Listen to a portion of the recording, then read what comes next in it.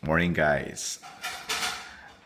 Right now I'm checking on the latest fuss in the town. I don't know if you have already tasted this one, the Baudoku.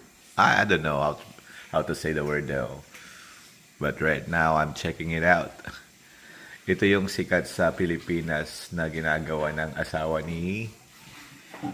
uh, ni Sarah Geronimo.